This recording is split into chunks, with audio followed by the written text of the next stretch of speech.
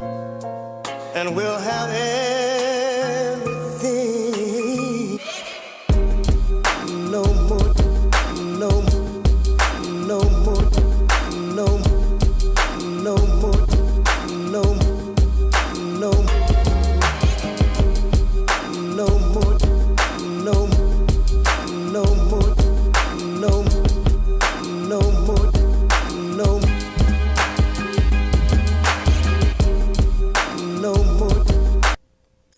Hey y'all, this is Fiat Hollins, author, scriptwriter, and human vault overall storyteller, and I'm here to share my brand story. So I'm going to tell you how I did it, just in case you want to share yours to see how I went about doing it. Let's get this going. Hey y'all, hey, this is Fiat Hollins. I have not used my webcam to do video in years. Okay, like years. Okay, so I am, for those of you who are watching, I am reading from my notes from my phone because I don't pretend to try to memorize anything because I'm not an actress. So you have to bear with me because as I'm doing this, I'm also recording for my podcast, which is called Fiat Hollins Speaks. It is on Anchor. And since it's new, I'm not sure if it's on iTunes and all that stuff yet, but you can definitely find it on Anchor. So I'm doing the audio piece on that as well as recording video. So this is my brand story. I am a human vault and storyteller who is passionate not only about the art of healing and storytelling, but also about getting unstuck and being true to oneself. So we're all here for a purpose, and that purpose is to be of service in whatever capacity we're good at. So we can do that only when we know what that is. And to some of us, that comes easily, and to others, that's not so much. So a lot of us spend a lifetime trying to figure out what is it we're supposed to do with our lives. We go to law school, we become doctors because our parents made us, and we take jobs because all of us have bills. And we do that even when we're not passionate about the work. So when I was about 28 years old, which is almost about 15 years ago, I started noticing something. By that time, I was an executive secretary for a government agency. I took business classes as well as a slew of typing and clerical classes all through my life. All through high school because I wanted to be a secretary. So I thought it was the coolest thing when my mom would type really fast without looking at the keyboard, and I told myself when I get older, I want to be just like that. No one told me was that all I had to do was take a few typing classes and that would have been that. But I assumed that in order to be able to do that, which is, type without looking at the keys, I had to be a secretary. So that's what I focused on. So I'm taking classes, getting good grades, passing with flying colors, and I'm typing 70 plus words a minute. I got this thing down packed. I'm getting hired for jobs left and right. I'm getting awards and accolades for being the fastest typist at this business school I attended. And then something shifted. Even though I'm like the best damn secretary, damn it. I'm doing it. So you ever get that feeling inside where something just doesn't feel right, but you can't really pinpoint it? You can't really pinpoint it. There was a point where I was making good money for someone without a degree and not working in a factory because I live in Michigan. And let's face it, we have the big three here. So everyone I knew, like out of high school, were working in plants, having plant jobs and making good money. So I was making decent money for someone who didn't have a degree and was not working in a factory. So I had a nice car, I had a nice house. As I said, I worked as a secretary. I was a contractor through the state of Michigan. I was a training unit secretary in the HIV/AIDS division. I was responsible for preparing all of the materials that went in the binders, as well as, other secretarial stuff. So don't get me wrong, those things were important. However, they were not important to me. So I knew it was in my job description, but I didn't feel like I was making an impact.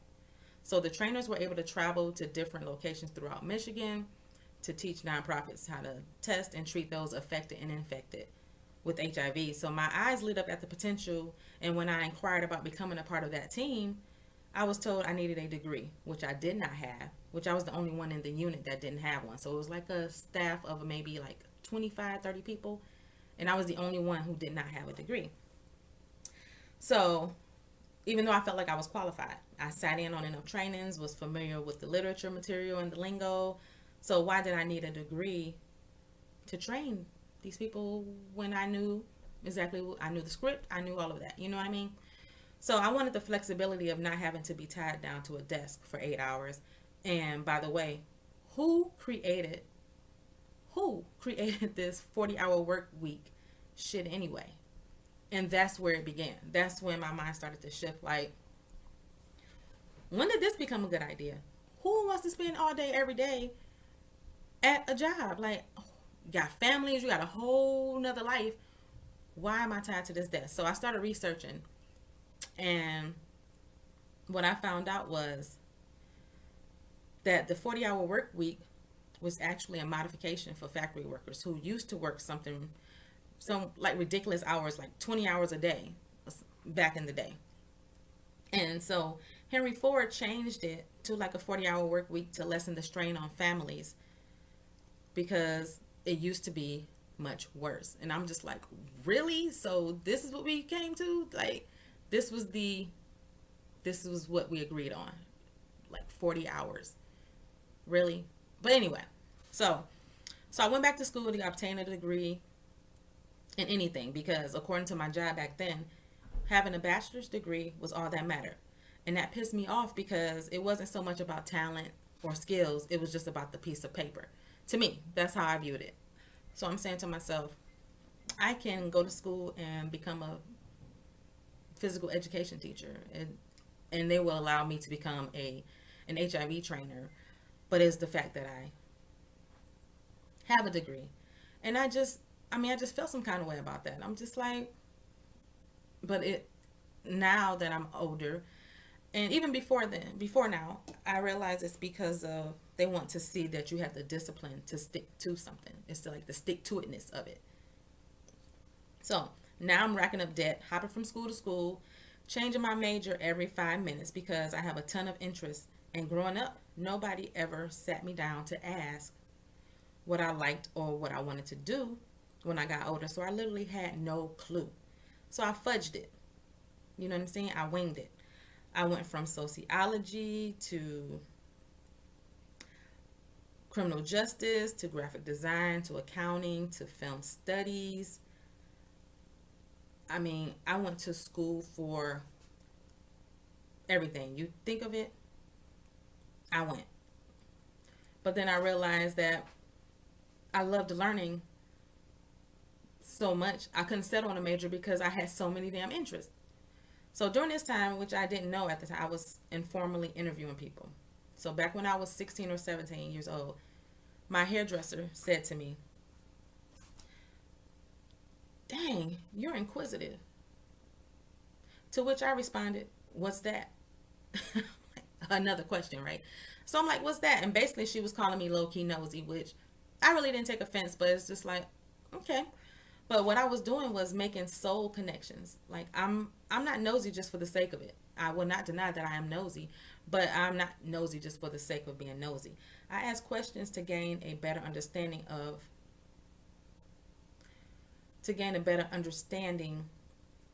a person, why they do the things they do, act the way they act. No, I'm not a psychologist, but there's an energy that's intrinsic and it organically leads me to ask, do you like your job? I've always been that way. I didn't know why I was that way, but I've always been that way. So it wasn't until like 7 years later that I realized a pattern. I didn't just I didn't just walk up to random folks and start asking questions like, "Hey, do you like what you do for a living? You know, what do you do?" And these conversations happen naturally. And what I discovered was that most folks weren't happy, regardless of how much money they made. Now my interest was piqued.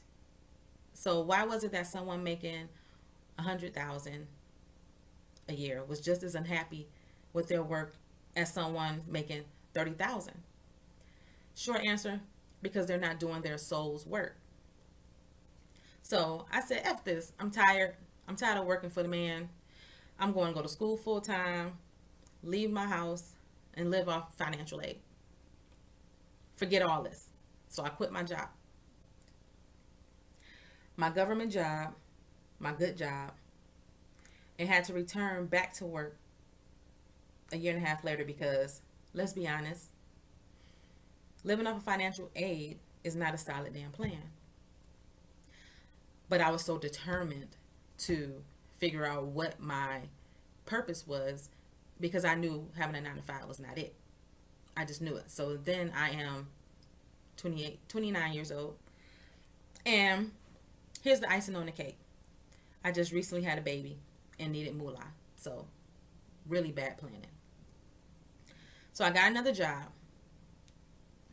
I worked there for 6 years and I got the same feeling that I got back in 2005, which was 7 years prior. That feeling like this is not for me. This ain't it. This ain't that. This is not what I want to do. I had that feeling of dissatisfaction. By now it's clear to me that it's not the jobs. That's not the problem. The problem was me. So fast forward, I know y'all like, "Oh, can you get to the point?" But I'm a storyteller, so this is what I do. So I have to make long stories long. Even though I write short stories and write short films, I like to make long stories long. So y'all can get, the backstory. Because backstory is important. So, okay, fast forward. Now it's 2013. I divorced my husband of 6.5 years because, oh yeah, I got married a year after I had my second child, my second daughter. A 13-year age gap from my other child. That's a whole nother story. We're not going to get into that today. But I got married and now I'm divorced because in an attempt to become authentic and walk down the path of living a life that's free of lies, I was unhappily married. For many reasons. The main reason was, I thought was because early in my pregnancy, I found out that my baby's father, I'm not going to say baby daddy, my baby's father was a drug addict. So I know you're probably thinking that I had seen the signs, and if not, surely I should have been able to tell because he had to look like the addicts in the movies, like Pookie, from New Jack City. And I know I'm dating myself, but whatever. Pookie from New Jack City, and guess what? He didn't. So the foundation was rocky from the get-go. Not only am I pregnant, but he's an addict. So there was shame attached to that. Add to that the reason why I had sex with him at all was because I had low self-esteem. Why did I get married to him from the get-go? It's because, one, I had low self-esteem, and because of my self-worth. I didn't value myself. It was like loneliness, and I was settling, confusion, all of those things. So when I saw the pattern that I'm hopping job to job, I'm hopping in and out of relationships, I knew that I needed to get to the core of what the problem was. So I went public with our divorce by posting a picture of me and my new girlfriend on Facebook. That was my way of me saying, hey, look at me. I'm no longer living a lie. I'm being true to myself because, hey, isn't that the ultimate goal in life, right? Wrong. While I don't agree with the way I exited the marriage, it happened just as it was supposed to happen. After that, people started reaching out to me, sharing their stories of unhappiness and how I gave them courage to leave. And one lady was a preacher's wife, been together over 10 years, had a house built from the ground up, drove nice cars, had a big Cadillac. Yes, she was unhappy. I had another young lady come out, like tell me that she was a lesbian, and I had no idea. So my mind was blown. Then I continued on the path to healing and removing the layers and getting to the core of me. I started blogging about it. Turned out my stories resonated with a lot of folks. A lot of women who had also been molested, had abandonment issues, got pregnant as a teen, and had abortions, been abused. These women offered feedback saying, thanks for sharing, because they weren't brave enough to do so. So I became their voice. The more I shared, the more it was revealed that no job or amount of money, material things, career, romantic relationship will ever be good enough. Will never fill that void until you nurture a healthy relationship with yourself first. So look at the areas of your life. How are your finances? How is your love life? How is your career? Mine were forever in shambles. They stayed in shambles. It didn't matter who the person was. I had to get real with myself and say, girl, you are the common denominator. Not everybody and everything is trash.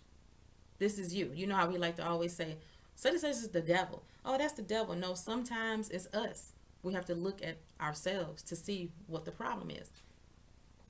So me being inquisitive, aka nosy as hell, all of my life asking folks if they were, asking folks if they were happy in their jobs and in their lives. People reaching out to me, sharing their deepest, darkest secrets, giving me the name Human Vault, was not happenstance. This was all preparation to teach me so that I can gain the lessons and pass it on. All along, I was coaching women for free. Unknowingly, though.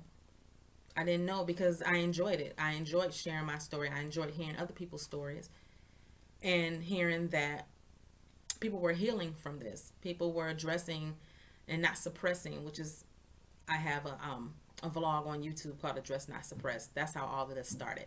It's like a video journal. So I was coaching people all along. So I was helping women unpack their baggage and address what's been weighing them down so that they can heal and reach their zenith, reach their highest potential, reach their highest degree of self, which self-actualization, because we all need to get there. So whatever that looks like for you. So I challenge everyone to ask these questions. Who am I? Am I being of service? Am I living authentically? Because at the end of the day, it's all about connection to a higher being, to people, but more importantly to yourself. So everyone must walk their own path. I call myself a passion enthusiast because I am passionate about people reaching their fullest potential and not settling, because I know we've all been there. A lot of us get stuck. We get there, but it's about how long we stay there. Turn your pain into power and show up. Our stories do not belong to us. So come on, we're all waiting. So whether you're looking at the video or listening to this on my podcast, thank you. Please like and subscribe and share with everyone that you know. And follow me everywhere on social media at Fiat Hollins. That's, do I really need to spell it? So if you can see it, of course, I'll put it on the screen. But it's PHETTE Hollins, HOLLINS. Follow me everywhere. I am on Facebook. I'm kind of on Twitter, but not really. And Instagram at Fiat Hollins. See y'all next time. Bye.